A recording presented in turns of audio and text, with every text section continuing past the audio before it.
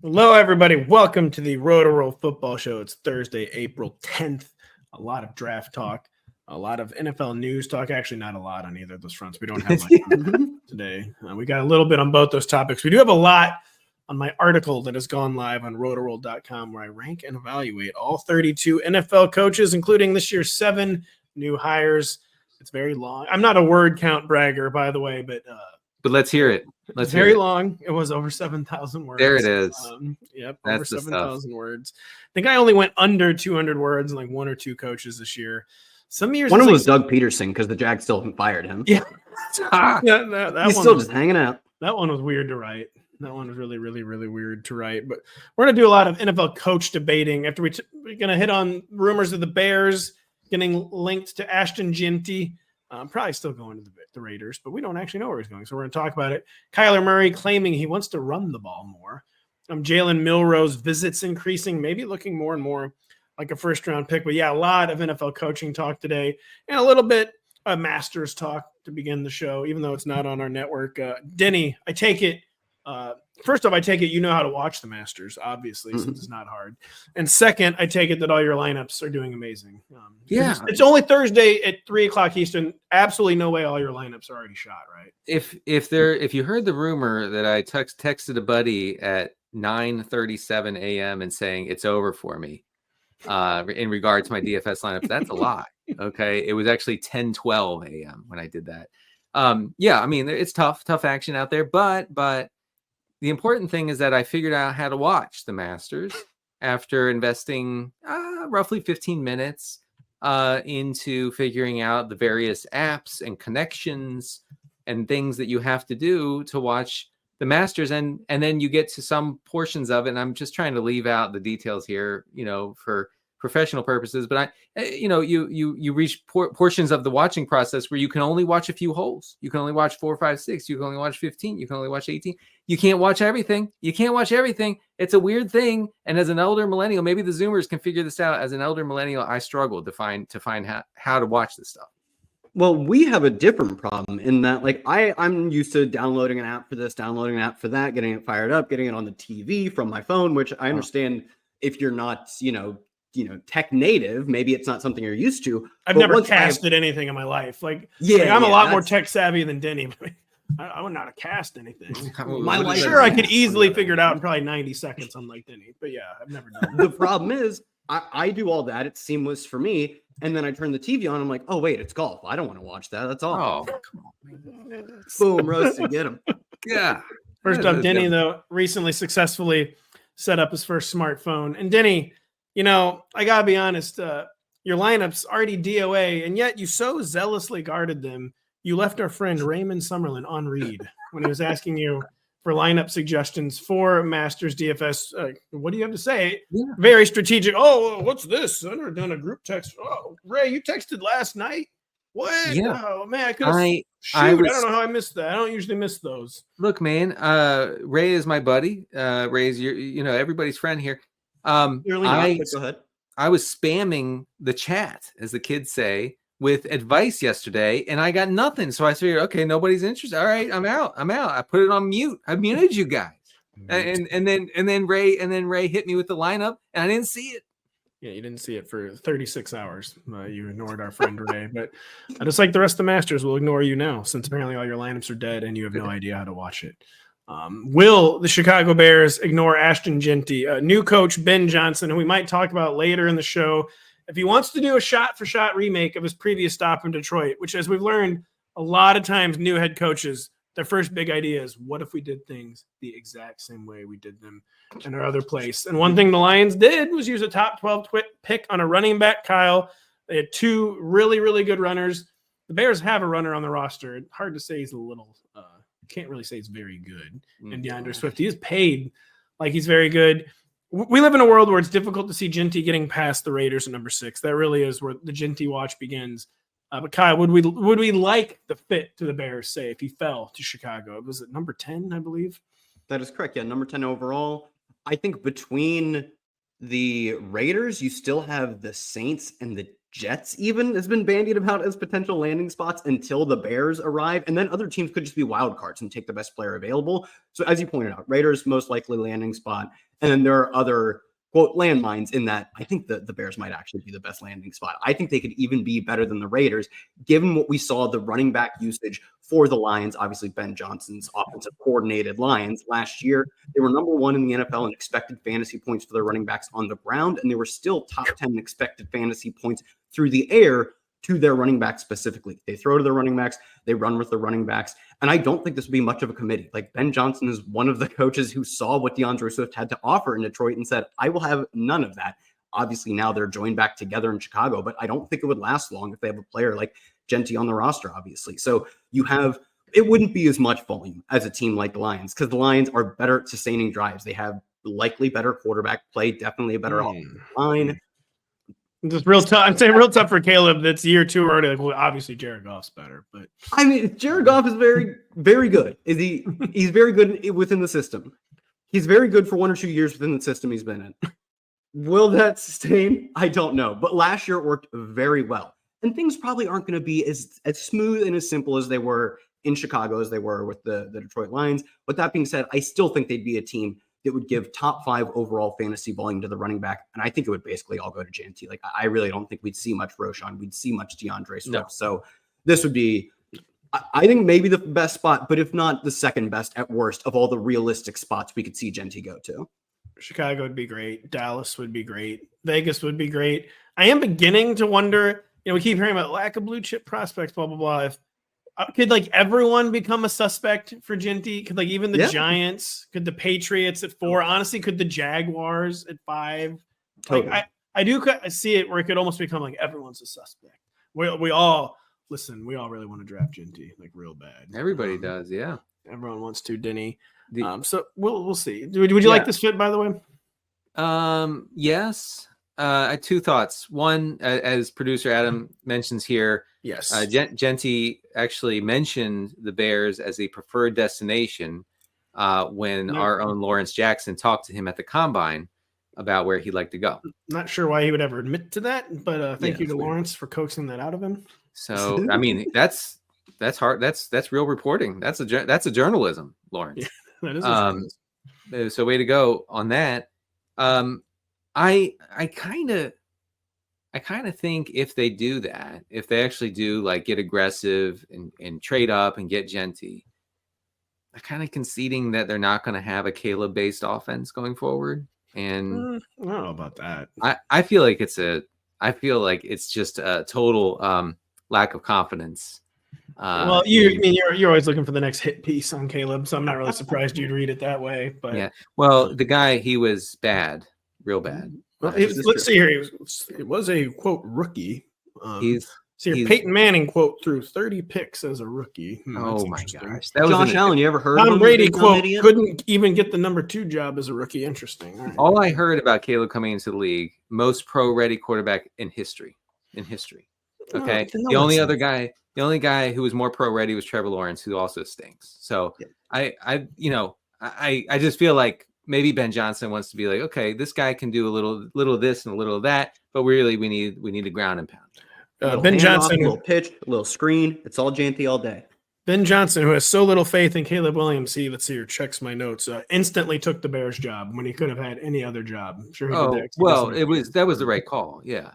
I mean, we'll see. In my write-up, I'm going to relitigate to the end of time. I don't know, why didn't he take the Commander's job, Ben Johnson? So we'll see. Yeah, no, that was probably a mistake. The Bears' offensive line was one of the worst run blocking units in the league.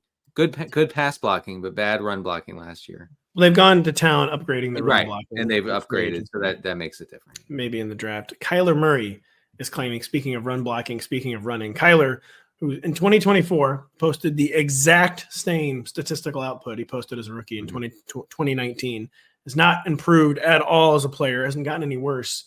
But he keeps saying, I might do it. Every year, it's like, maybe I'll run more, might do it. Denny, could this realistically even happen? Because Kyler wants to run more, but he already runs a lot. He's small. He has a torn ACL now on his resume. How much credence are we really giving to this? Is this something that might actually happen, or is this it's April 9th and people are saying things? Well, yeah. I mean, obviously, it's early April. We are looking for things to talk about. So we're going to talk about Kyler Murray maybe running more. And I actually think that it's sort of interesting because during this interview that he did this week, he said, "Yeah, the ACL injury that I suffered 2.5 years ago, I'm good now." Which we like to hear that. I didn't know. I didn't know that was still an issue. He said it was an issue as recently as the beginning of last season. It's and not that surprising, but yeah, 2.5 years to recover from a knee injury, man. I don't know. 2.5 years. I don't know if it's really been that long. Beginning of last year would not have been 2.5 years. Like right now, it's probably is coming up on right. That's what I meant. Right the now, beginning of last year would not. So maybe that prevented him from running a whole lot. Last year, he had 572 yards and 5 touchdowns on 78 rushing attempts. That broke down. That broke down to about 4.5 rushing attempts per game. His career high for rushing came in 2020 when he had 8.5 rushing attempts per game. He scored 11 touchdowns on the ground along with 819 yards. Only Josh Allen averaged more fantasy points per game among quarterbacks than Kyler that year. So that's the magic of rushing production from a quarterback. If he gets anywhere near the range of 8 rushing attempts per game, then we're cooking with oil. If Denny were an elite athlete, he would simply heal instantly. By the way, that is what Denny would do. No, I mean, I feel like I keep up on the news, and I don't remember hearing anything about Kyler going into last season being like, my knee is still bothering me. I think that's just kind of assumed. Not always. A year and a half? Yeah, man. Shredded his knee. All right, Pat, next time we see Denny, we've got some work to do on his knee. We'll see how he likes it. Denny, I will say on Kyler and the rush attempts, do you guys feel like Kyler doesn't seem like much of a designed run guy to me? When Kyler runs, it feels like, I'm not really bothering to go through these progressions, these reads, and he's kind of off. It's kind of spur of the moment. That's really why I am skeptical. Like, we're really going to get more designed runs for the guy, who's barely 6 feet. Right. Like, who has a major injury. Not even barely. He's well under 6 feet. That's why I was like, color me skeptical. He's never been much of a designed run guy. He does not profile as a designed run guy at his size. No, you're right. 2 design runs last year of more than 15 yards, just to give you an idea about the stats bear that out. Exactly what you just said. Well, he is not going to be logging a lot of design runs. He's not Anthony Richardson and Jaden Daniels. Not even Jaden Daniels doesn't even have that many design runs. But so we're talking about a willingness. The difference would be a willingness to leave the pocket and just run instead of check down to James Conner. By the way, we have some breaking news in that I should have mowed my lawn 6 or 7 days ago. I've been pushing it and pushing it and pushing it. It was maybe ready to finally do it this evening, and now there's a thunderstorm. What can you do? What can you do? Touched the stove and lost. So Kyler, we'll see what happens there. I will not be drafting him. I can tell you that much. I might be drafting Jalen Milroe, but that would be if he was starting. Seems like the kind of guy, if he does sneak in the first round, very difficult to envision him as a year 1 starter. Seems like more of a project, but guys, he's getting a lot of love from the league. Again, they invited him to the draft. I know people are probably like, wow, you guys can really stop reading into this data point anytime you want right about now. But again, they only invite you to the draft. I think you're going to be a first rounder. He's visited at least the Giants, Rams, Seahawks, and Browns recently. Do any of those 4 places strike you as a preferred landing spot? Obviously in LA would not be as a year 1 starter. Neither Seattle wouldn't be as a year 1 starter either. Maybe New York, he could get on the field. Maybe Cleveland, he could get on the field. But a preferred landing spot, and I don't know. Do you think he would actually make starts in 2025? Who wants to tackle Jalen Milroe first? I mean, Giants, if they take him, it's because they did not take another quarterback. Russ ain't starting 17 games. Frankly, Russ plus Jameis probably aren't starting 17 games. If there's a rookie with any hope at the back end of the roster, doesn't even have to be Milroe with the 35th overall pick, if I'm counting correctly. Doesn't even have to be that. They take a 3rd or 4th round guy. Dude, Tommy DeVito makes starts for this team. I promise you, a 3rd round rookie can make 2 starts at the end of the season. Browns right now have literally no one, assuming Deshaun Watson doesn't end up playing at all this coming year. They've essentially said that. I mean, exactly. Yeah, I don't want to say they call this contract the biggest mistake in the history of both this franchise and their personal lives. And that's absolutely accurate too. So he's almost certainly making some starts late in the year there. I wouldn't even rule out Seattle. We've talked about this. Like, Seattle has the light trappings of a team that could, not that I'm saying they will, but things could fall apart. There's a reason they have committed no money to Sam Darnold beyond this year, because they don't think he is a true long-term starter. They like the idea that he could be, and this gives them the optionality to, well, if he plays really well this year, it's low risk to have him on the roster next year and then again after that. But that's, if you're not committing to a player beyond 1 year, you don't have to commit to him for 17 weeks. You could bench him in week 14, 15, 16, and maybe that at that point we see a guy like Milroe make some starts. The Rams, I kind of agree. I don't think he makes a single start with the Rams. No way he would make a start. Yeah, but Seattle, it is interesting. Like, this has no bearing on anything. But the last time Seattle made a Sam Darnold type signing was, of course, Matt Flynn, who then lost the training camp battle to Russell Wilson, which again says nothing about this current situation. Still the same GM, actually, not the same coach, but this sort of thing is not unprecedented. And then if you're looking for quarterback juice, you view it as a good problem to have. Like, oh, the rookie is really outproducing Sam. But I know Denny, again, he's been invited to the draft. That suggests that the draft advisory board thinks he's going first round. And yeah, I think that there's a decent chance. I mean, you guys know, like the quarterback hunger is out of control in the league. Like people are ready and willing to just like bet it all on the outside chance that you could land a top 15 starter. That's I know Will Levis dropped in the draft that he was in, but he was still taken too high, obviously. Yeah. Like, he should have not been drafted. Because I don't know, let me check my notes. He's never been good on any level of football. So I think somebody will take a shot. I agree with the Seattle take, Kyle, because that could quickly fall to pieces. I mean, what's the over under for the Seahawks fans chanting "We want Geno"? Is it week 3? I mean, week 3.5, maybe, of the preseason. Yeah, that checks out. So that could work, I think, for the Seahawks. I will say the one thing though, like, Milroe could be like fun for fantasy because he'll run, but he's like a death sentence for all the pass catchers in whatever offense he's in. So. Probably. It's kind of why I don't really see Sean McVay taking this plunge. I think he has too much fun managing and manipulating the passing game. Ultimately, don't see the fit there. The Giants, if he ends up in New York, it's probably either at 35 or trade back into the end of the first round. Not guaranteed starter year 1 territory. The Browns too, they're not going to take him number 2, obviously. Will be a trade back in to the end of the first round. I mean, it could be option 5. So Jalen Milroe is just one of the guys I'm most fascinated to keep an eye on between now and the draft, which is 2 weeks from today. Is this guy ever going to pass at an NFL level though? Who cares? Like, you don't need to throw for fantasy points.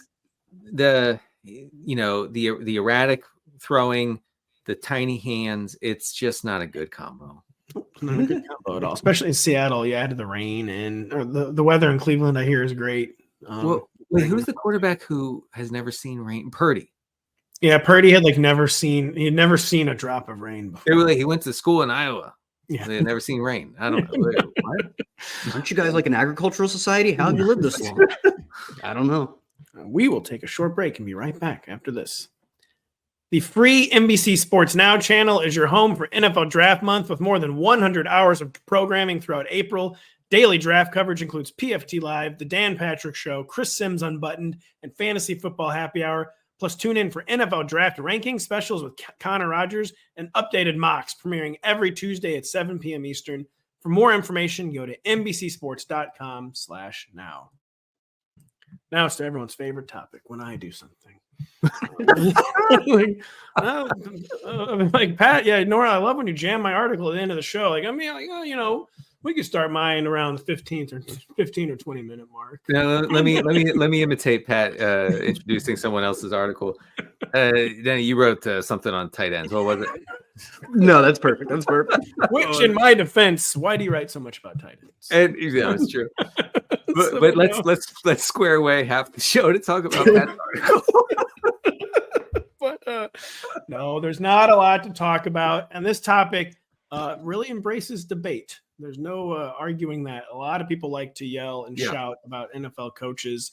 We usually do end up doing that So again, live on the site, rotoworld.com, 1 to 25, I ranked the returning head coaches. The new hires get their own separate section. But it's a great topic because truly no two people will have the same opinions on what this kind of thing should be. The rankings themselves are kind of silly, but it's a framing device. It's a clicking device also. It gets people to click and actually read the analysis in the article. So it's very much up for debate. Even I'm not, it's not like I'm married to all these. But Denny, you're scanning the article. Again, I'm sorry, it's very long. What was something that stuck out to you? A coach who was maybe too low in the 2025 Rotoworld NFL head coaching ranks. Yeah, by the way, I do really enjoy this article every year, and I wanted to just mention the Kyle Shanahan. You have him at 4. This is not my too high or too low coach, but I thought you made a great point. Okay, and you said the Niners offense, and by extension, the team lives and dies with Shanahan's play calling. And in years where the 49ers are banged up, there are suddenly too many replacement level players trying to execute the highest level scheme. When the coach is this important, there's inherent fragility. I thought that was a great point in saying, like, I mean, because the question presents itself, right? Okay, so like other great coaches never have horrible seasons, never. Okay, this guy tanks every third year. So what's the stat is in 4 years, he's been a head coach 8 years. 4 of those seasons, he's lost 10 games. Bill Belichick did that 4 times in 29 years. Andy Reid has done it 2 in 26. So basically, Shanahan's whole thing is we don't have any floor, we have lots of ceiling. Yes. And and I actually kind of like that. As if I were a fan of the Niners, I'd be into that formula. Anyway, you can get to your guy too, but yeah, I say that it is like annoying, but like, how do you counteract when the NFL has been its Hall of Fame quarterback century? We went from Brady, Manning, Roethlisberger, Drew Brees, right into Mahomes, Lamar, Joe Burrow, right. Josh Allen. How do you counteract that? Because you're not going to you typically find one of those guys. So it has to be about scheme, and it can be overly volatile. It can be overly annoying, but that's one way to counteract not having a future Hall of Famer at quarterback. But yeah, sorry, Danny. Who is someone that you think is too low, other than Kyle Shanahan, who you think should be number 1? Yeah, I kind of not number 1, but all right, Dan Campbell, you have a number 7. Look, I'm not going to quibble too much here, but I will quibble a little bit. Okay, I'm putting him easily above Jim Harbaugh, who's at 6. I'm putting him above Sirianni at 5. That would Sirianni is so hard, man. Do you guys want to talk about Sirianni? Because it's like, what do you do with this guy? He's been the coach 4 years. They've gone to the Super Bowl 50% of those years. He's won over 70% of his games. And yet, I write this in the article, it's not a false memory that's been implanted into your brain. He was almost fired after the 2023 season. Like, not just a media creation, media feeding frenzy. No. The Eagles kind of like publicly wrestled with, should we fire Nick Sirianni? And I talk about in the article again, Major League Baseball, you're now used to the dugout being ruled by the front office. That is still not the case in the NFL. It's typically vice versa, where the powerful coaches kind of rule the executive, the boardroom. Philadelphia seems to kind of be an exception, where like Howie Roseman's really involved in like the searches for the coordinators. I mean, Jeff Lurie gets involved too. Like, they were dictating to Doug Peterson by the end of his time there, like what he could do. And it seems like a much more front office run sideline than is typical in the NFL. But once the game starts, like, it is Nick Sirianni doing all this stuff. And it's just kind of hard. And like, too, like, how much can you dock him for that? It's like, all right, well, yeah, the front office might be like the brains behind the operation, but like, that's his job and he's doing extremely well with it.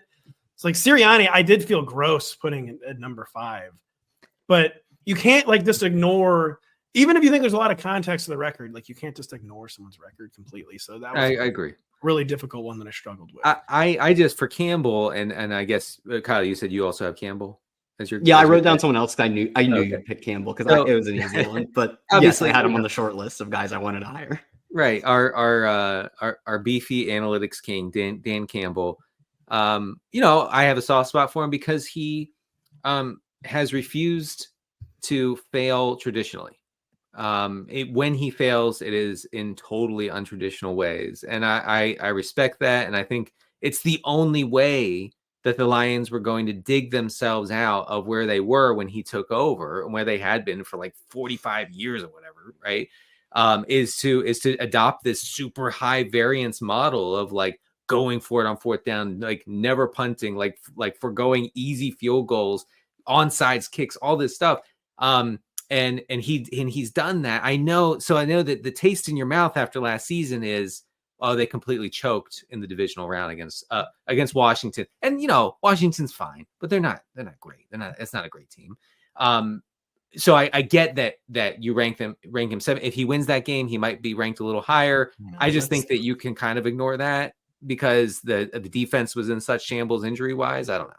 Well, I actually agree. That's a game the Lions probably win 8 or 9 times out of 10, just to be honest. So didn't even really hold that against Dan Campbell. I will say too, 2025 is when we get definitive word on Dan Campbell because the defensive coordinator's gone.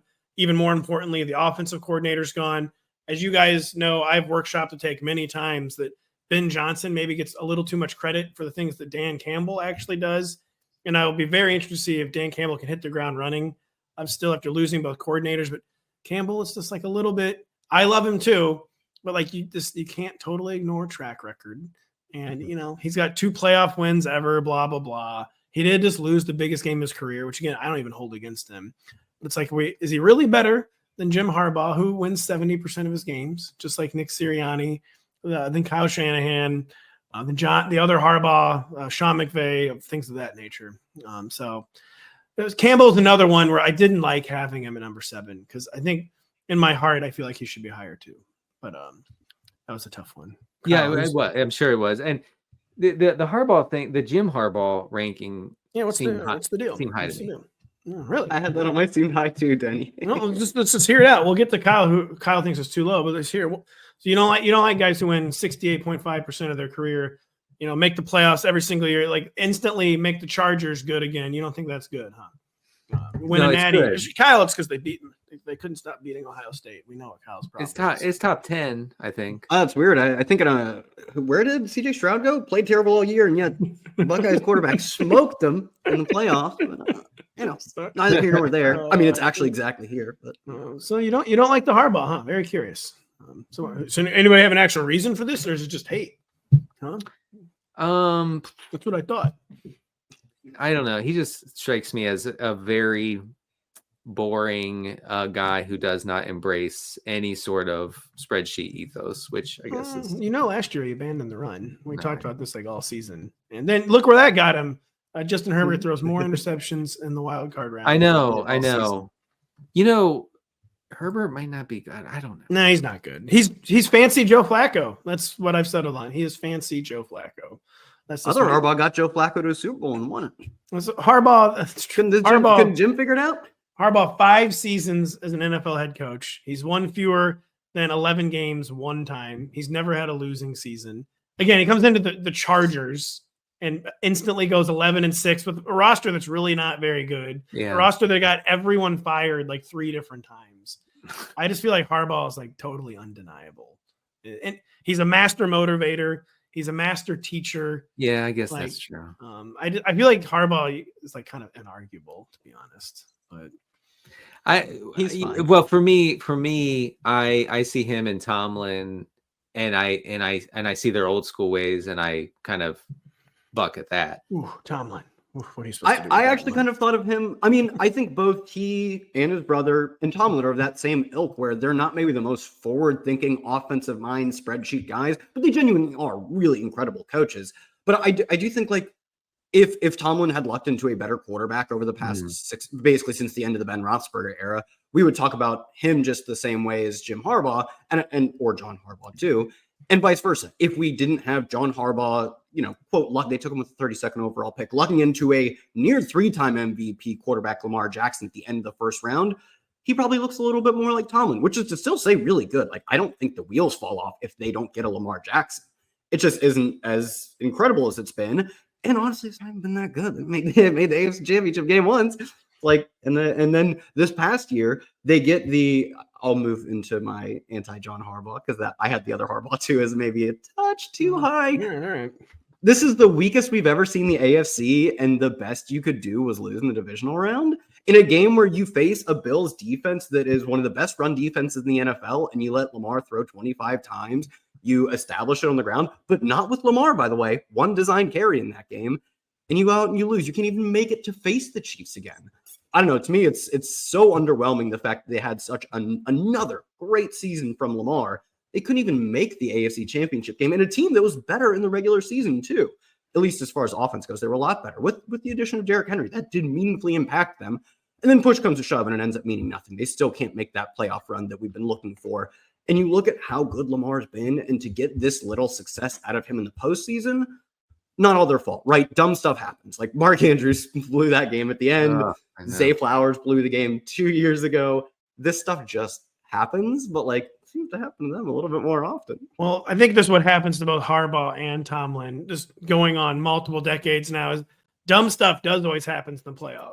Dumb stuff does always happen in the playoffs. But typically then there'll be a year where the dumb stuff doesn't happen for you and you win, except for there's Tom Brady immediately segueing into Patrick Mahomes, where it's like the year you do get lucky. Getting lucky is not even good enough because there's maybe the two greatest players in the history of the league like standing in the way. And it's just, I think someone's got to lose to these guys every year, basically. And like at some point they will get lucky again. But especially the Steelers, it's like Tomlin's is kind of a victim of his own success in a lot of ways. He only has 2 playoff wins since 2010. That's pretty bad. 3, excuse me. That's kind of bad. To put it mildly, he has none since 2016. But again, wow. like while Ben Roethlisberger retires, everyone else gets their quarterbacks. He's winning 9 or 10 or 11 games every year, but he's doing it, with absolutely nothing under center. And it's just kind of like, man, why are the Steelers lose in the first round of the playoffs every year? It's like, well, how do they even make the playoffs every year? It's because they have like an elite coach and they, generally have a pretty good roster, but it's just kind of like they're doomed to exist like parallel to like all-time greatness. And if those quarterbacks had happened to be on their team, they would maybe be the ones taking advantage. So I don't know. Kyle, who's too low for you? Too low. I had one that I thought Denny would like too. Dave Canales. I think he came in and did exactly what he was supposed to do. Bryce Young played horribly, very bad. As a rookie, he comes in and they didn't fix him for 2 weeks and then they benched him. And then he comes back, and from week 12 onward, by all the metrics, he's a top 10, top 15 quarterback. And I thought you were a little light on how much praise you gave him. You said he was just fine, but in terms of PFF grading, he was top 10 completion rate over expected. He was top 10. Okay. I mean, I saw him play. I mean, it was fine. No, it was good. No. He was good. I thought watching him was good. I'm telling you. I thought watching him was good too. Yeah. Oh, really? He was confident, Pat. I'd hope he's confident. He's in the NFL. Well, there are lots of unconfident quarterbacks out there. You can tell by their body. He was the number 1 overall pick. He went to Alabama. But come on, let's be real. Let's be real about that. He shouldn't have even been a first round pick. Like that's like very clear. And why does he have confidence issues? As Denny says he shouldn't have been the first round pick. I mean, like that I would have said that before the draft. Like, why is this guy even being talked about? Did. We know you did. Round pick. Anyway, listen. Totally different guy when he came back. Totally different. Yeah. He had this throw against the Falcons late in when the Falcons basically laid down in week 18. Yeah, the Falcons didn't even try. That goes against my argument. No. They have that dog. They were trying their hardest. Wait, weren't they? They were still in the playoff hunt. No, if they won, they were, but they had given up. It was winning in, and it was not winning in week 18. It was winning loss, I believe. Yeah, winning Bucks loss, I believe. And the Bucks could not lose because no way to know for sure. But listen, he made a throw where over the middle, where he throws it into the end zone. Bryce Young turns around before the ball even gets there and does the who's the Lakers 3-point guy who did that, and then he turns around. Nick Young. Nick Young. Yeah. He does the Nick Young, but it worked. It was actually good. It was a touchdown throw. It was a great show of confidence. Just the Canales thing. He's 24th out of 25, but that's just kind of where you end up after one uncertain year in the coach. Because the write-up is not negative on Dave Canales. It's just kind of like, all right, like that went a little better than expected. Like even that couldn't have been taken for granted. We'll see what happens. It's basically like a probationary. We'll see what happens. Excuse me, he was 23 of 25, actually, not 24 of 25. Had him at Brian Callahan and Brian Dable. So it wasn't meant, to be over. And we'll just see. Canales got the job because he, quote, made Baker Mayfield good just getting a little suspicious. Like, what if Baker Mayfield was just good? So that's the situation. Anybody else that you guys think had too low or too high? One of you didn't do one. Well, yeah, I have one. This is gonna sound crazy, and I hope you don't like melt down over this. All right. Mike McDaniel is too high. Too high At 18. I thought you were gonna say too low. Too high. Too high. Okay. This guy should be in the Day Bowl tier. Okay. Well, time out. He made the playoffs his first 2 years. Would have made the playoffs all 3 years if Tua Tagovailoa had not gotten injured last year. I don't know if you saw it, Denny, but I did some stat cherry picking, and he has a 610 winning percentage from Tua Tagovailoa starts. And we all focus on like how they're so one note, so one dimensional, the Dolphins offense. Like, what if that's like the best possible outcome for when you have Tua on your team? Where I wanted to be a Mike McDaniel hater, but I kind of came in wanting to defend him more. Like, you know what? Actually, we should be praising this man. But to your point, he could be, as I write in the article, an offensive coordinator stuck in a head coach's headset. So what's your negative take here? My negative take is that he made so little effort to change the Miami offense when Tua was out. So, there are other coaches, primarily like Matt LaFleur when Jordan Love missed time. I'm trying to think of other prominent coaches that never happened before. Had to make on-the-fly adjustments. Zach Taylor went 4-4 without Joe Burrow in 2023. When the Eagles lost Hurts for a little bit, like there were significant changes in how those offenses operated, and McDaniel was like, we're just going to do the same thing. Like it doesn't matter who's under center. We're just doing the same thing, which is a very Shanahan thing to do, right? And obviously he comes from that tree. So to me, that is so damning to me that he should be, like I said, he's 18. I would put him at like 21 or 22. It is. He'd be 3 for 3 on the playoffs if Tua had not gotten hurt. But I really do see both sides on Mike McDaniel, where a lot of ways I feel like we don't celebrate him enough, but he just seems like he seems like a play caller. Like he seems like he needs someone else to like institute, like to tell him like, yeah, Tua's hurt. We're going to do something different this week. Like figure it out. And I agree. Like as the head coach, he was like overconfident. Like, you know what? We're not going to figure it out. And it hurts me because I want to be friends with Mike McDaniel. Just so we're clear. Like I think he seems like a cool guy, like a cool millennial guy. Okay. And I love what he did with his hair last year. And so I'm in. Like I like him on an aesthetic, personal level. But man, like you got to do something different when your injury marred quarterback is out. I'm sure Kyle wants to weigh in here, but I've been coughing so much. Kyle's been choking to death. So we'll give him one more second to recover. We're going to take a short break and we'll be right back after this. This Saturday, the future of basketball hits the hardwood in Portland, Oregon, as USA's finest takes on some of the best talent in the rest of the world. It's the Nike Hoop Summit. The women's game is at 7 p.m. Eastern, followed by the men's at 10 p.m. Eastern on USA and Peacock. Kyle hasn't spoken for a while. We're hoping he still has his voice. I've been witnessing him, slowly die in the background. What Denny and I are yelling about Mike McDaniel. Kyle's mouthing, call 911. Denny and I, he's fine. Yeah. No, I was not mouthing call 911. I was mouthing put him at 13. The numbers you saw were 13.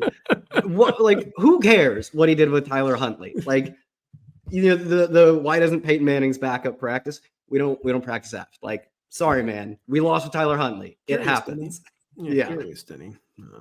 Lower, it's stunning. I thought you were going to insist on higher for my. Me too. I know. It's funny too because Denny and I agreed. Like he had my Harbaugh guys. I had Canales, which I thought he liked. I don't know. Like I don't care what this guy did with Tyler Huntley. Like, oh no, they could have squeezed out half a more win over the course of 3 years if he had coached his backup quarterbacks better. Like, who cares?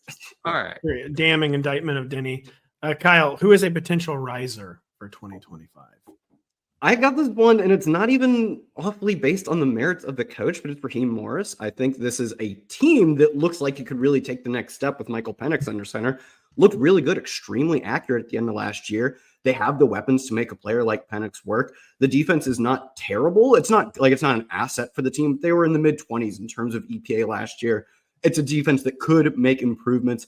And if they're just average, right? If they're the 14th best defense. They have the makings of a potential top 10 offense if Penix is the player we saw in a very limited sample. And that would naturally buoy the rank of Raheem Morris. I don't think it'd be an incredible coaching job that puts them over the top. Maybe he has that in them. But I overall just think it's a young ascendant team. And of course, as the team rises, the rank of the head coach will naturally rise too.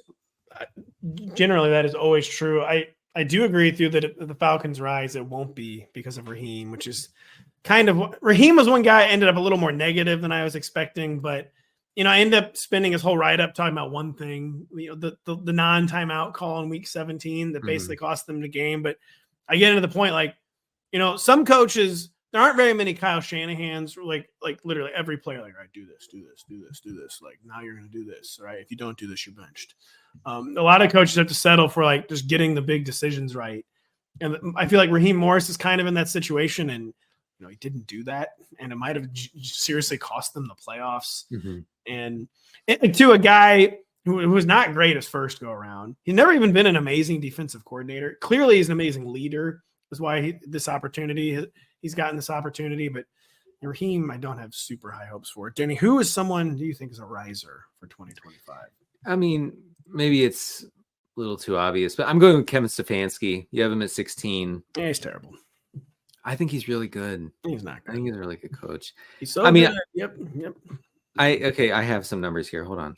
All right. Before he had Deshaun Watson hung on around his neck like a 2-ton anchor, Stefanski's first 3 seasons as head coach of the Browns were top 10 in EPA per play, top 3 in rush EPA.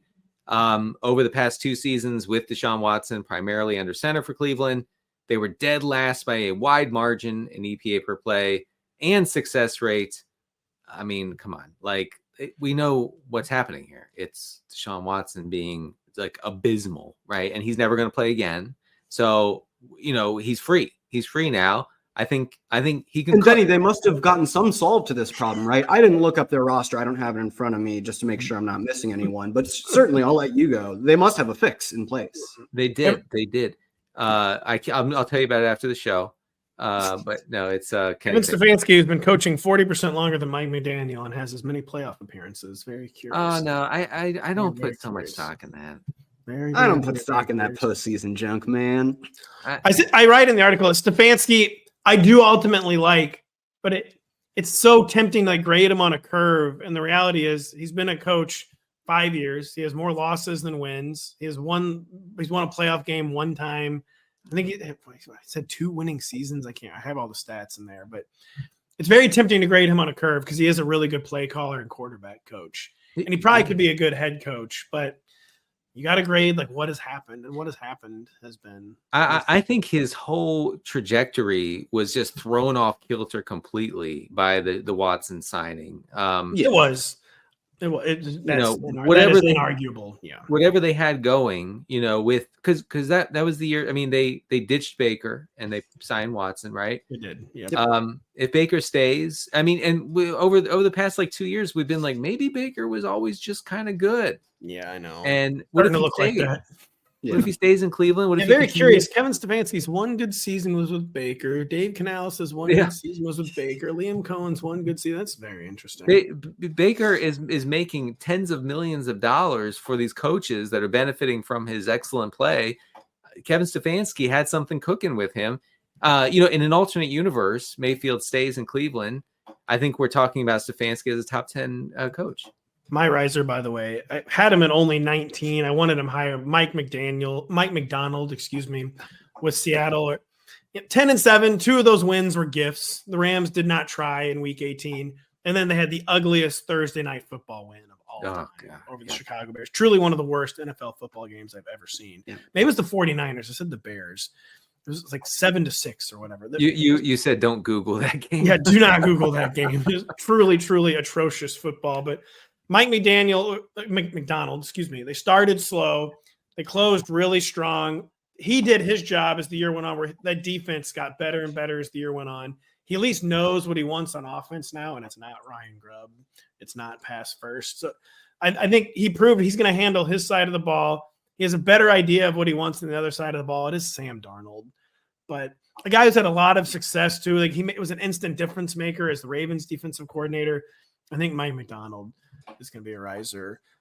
Quickly, guys, who is your favorite of the new hires? Denny Carter heading into the 2025 season. 7 new head coaches. There were 8 new head coaches last year. Who's your favorite of the 7?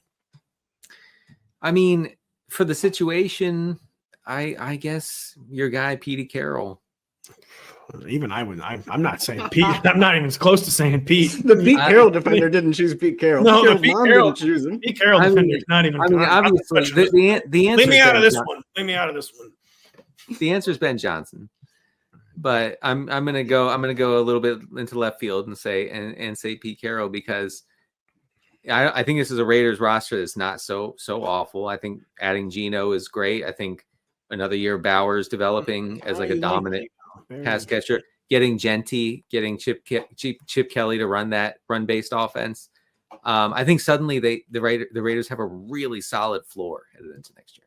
Well, that's what I write in the Pete Carroll write-up. The hire guarantees one thing: they're no longer going to embarrass themselves. No, but like the plan. Last thing you say before you embarrass yourself. It's every true. time. The plan is seriously. We're going to run back to the 2 9-8 Geno seasons I had that got me fired in Seattle. Right. In this division with these quarterbacks and these coaches, by the way, the AFC West, quite literally all 4 head coaches are going to the Hall of Fame. It's a pretty insane situation. I don't know if I've ever seen anything like this, but Pete, I do love Pete. Did nothing wrong. I think we've learned that. But no, he didn't. I'm a Pete defender. Kyle, who's your favorite new hire of the 7?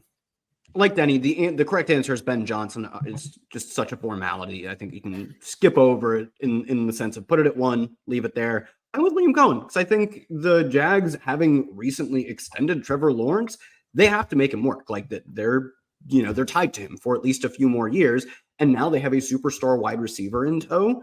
The way you make this work is you go out and get an offensive mind who can fix some of the flaws of Trevor Lawrence. And have they done that? I don't know, but I think they actually made a real effort to do so. And albeit it was a very strange, circuitous path to get Liam Coen, the fact that they ultimately pulled the Band-Aid and got rid of Bulky and went out and upped their offer to Coen to bring him in shows that they really do care to turn this Trevor Lawrence experience around. I think that's all you can ask for is making a legitimate effort to right the ship. I don't think Liam Cohen's number 2. I do agree he was the right archetype for the Jaguars after they missed on Ben Johnson, where this Jaguars job, as I write in my write-up, it was a gig where the head coach basically needed to be the quarterback's coach. Yeah. Like the head coach needs to be the quarterback's coach here. That's the guy with Liam Coen. Liam Coen he had intrigue with Sean McVay. He had intrigue with the Bucks. This seems like kind of like a strange guy, maybe, but it could just be this is just really strange profession. Really strange things happen.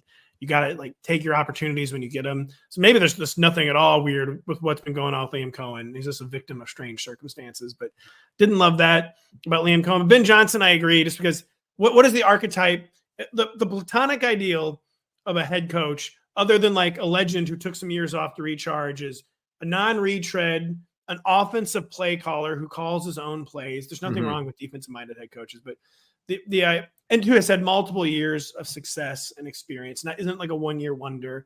Ben Johnson, of course, stayed in the oven a year extra for another year of seasoning when everyone thought he should leave Detroit last year. So it's really, really hard to argue with Ben Johnson. Mike Vrabel, of course, could be a really good retread. By far the worst hire of all time, Brian Schottenheimer. Yeah, I forgot about him. Jeez. Yep. Real great stuff. Real great stuff from you guys. Thank you for indulging me on my article. I knew it's great. But a lot of yelling, a lot of good stuff. No, it's great. I recommend everybody go and read all 7,000 words. Yes, thank you very much. I recommend everyone read your guys' articles that you also have up. Am I right? Right? What do you got? Denny, you wrote some crap, didn't you? Asking if Travis Hunter is actually good. Check it out on the site. Yikes. Kyle, what's your producer Adam said you have an article too, right? We're talking about I mean, I am one article away from finishing all of my Dynasty rookie breakdowns. The last one that will probably be up by the time you're listening to this is quarterbacks, but there's 2-parters for running backs and wide receivers. If you want to hear why Denny's wrong on Travis Hunter, just asking questions. He's basically the top of the wide receiver rankings. Tight ends, running backs, quarterbacks soon to be up as well. And latest mock draft came out sometime soon. Oh, hell yeah. Speaking of producer Adam, I'm going to break some news to him. We've officially lined up Eric Froton to come on Tuesday. So Eric Froton joining us on Tuesday to talk the NFL draft. So for Denny Carter, for Kyle Dvorchak, I am Patrick Daugherty. Thank you for listening. We'll be back Tuesday.